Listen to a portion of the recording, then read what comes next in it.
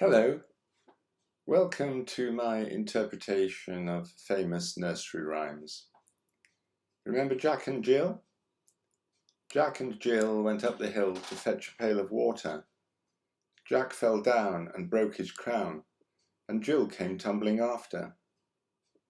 Up Jack got and home did trot, as fast as he could caper, and went to bed and bound his head with vinegar and brown paper. Well, here is my interpretation. Jill was a kindly, innocent girl from a tiny market town. Jack was much more streetwise, and in truth had been around. They met by chance at a country dance as Jack was passing through, and Jill walked by in her Morris gear of crimson, green, and blue. He spied her from a distance and thought he'd have his way, if only he could summon up inviting words to say.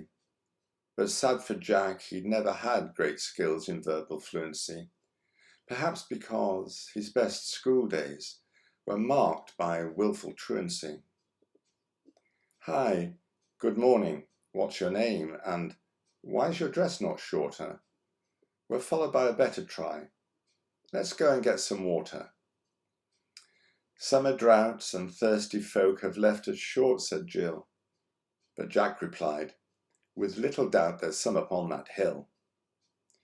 So Jack the lad and gentle Jill began their expedition, and in not one step did Jack's hard heart yield to feelings of contrition.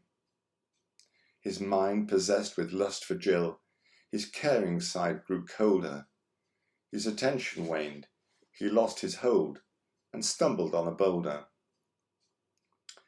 Jack could not keep his foothold on a hillside quite so steep. Jill, meanwhile, had sensed Jack's game and thought him quite a creep. So when Jack plummeted down the hill, her first response was laughter. But then she also slipped and fell, and soon was tumbling after. Before his climb, young Jack had donned a Morris dancer's crown, made of ancient cattle bones, embroidered with lambsdown. At the bottom of the hill, he found the rural party token lay shattered at his feet, quite damaged, frankly broken. But more important to his health was the nasty bloody gash that treatment by physicians would have cost him lots of cash. It extended from his hip right down to his patella, and Jill was not at all aware of expertise to tell her just what to do to beat the fear that sadly Jack would die. She was not sure, but softened her heart and knew she had to try. She took him to her mother's house and washed away the blood with a bucket of warm water that created quite a flood. The wound now cleansed, Jill turned her search for a pack of sterile bandage. But her mother's minimalist living style proved quite a disadvantage. In a cupboard by the cellar door, where the family cat lay napping, she found some old brown paper that her mother used for wrapping. Obsessed by fear of death from mounting septicemia, with potent acidotic shock and peripheral limb ischemia, Jill bravely searched her mother's house for antiseptic ointment, but all her focused efforts met with mounting disappointment. She rifled through the cupboards and drawers, and behind the fridge and freezer, and underneath the kitchen dresser, where she found a lemon squeezer.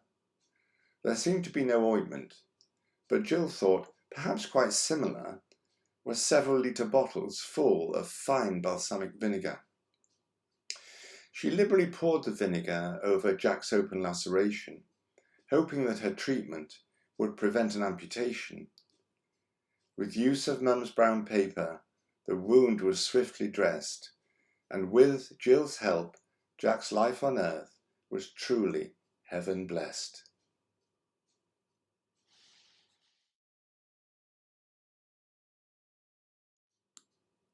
And now we have Bar Bar Black Sheep, remember? Bar Bar Black Sheep, have you any wool? Yes, sir, 3 bags full. 1 for the master, 1 for the dame, and one for the little boy who lives down the lane. Well, now would you like to know the real story? Miss Johnson had never much liked being idle, and was known as the town's lively lass. But she had some spare time. A new project was vital, so she joined Mrs. Brown's knitting class. She bought 2 new needles and looked for some wool, but the town's local shops had no stock. She thought in despair that she'd just have to pull some strands from her father's old socks. Her brother passed by and found her upset. He offered to give her some help. "I'll drive down the road and find some, you bet." "Oh, thank you," she said with a yelp. But sad for the lad, his best efforts were doomed, though he struggled on, mile after mile. With concern for his sister, his mind was consumed, but he needed to rest for a while. He stopped by a field for a walk and fresh air, taking care to avoid a big bull, when he saw in one corner his answer to prayer, a black sheep, a provider of wool. He slowed down his pace, taking care not to frighten the only stockist of goods that he sought. As he dreamed of success, his mood soon did lighten, and no longer did he feel quite so fraught. "Mistress Sheep," he began in a voice most appealing, "can I ask if your wool you will sell? If you're willing to be engaged in some dealing, of new fortune you soon all will tell." The sheep checked her stock in the hope of fulfilling a deal, but reserve wool she lacked. Whilst anxious to help, she was not really willing for the boy to take the coat from her back.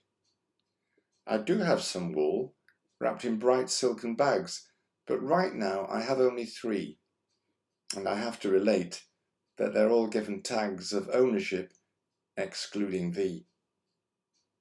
My master has claimed a full bag as one load, and another for his fine trusty maid. The third's for a boy who lives down the road, and all duties are already paid." Our boy left the scene, badly hurt deep at heart, for a promise unable to keep. The bull heard his cries as the sheep he did part, wailing, "Baa, baa, oh baa, baa, black sheep."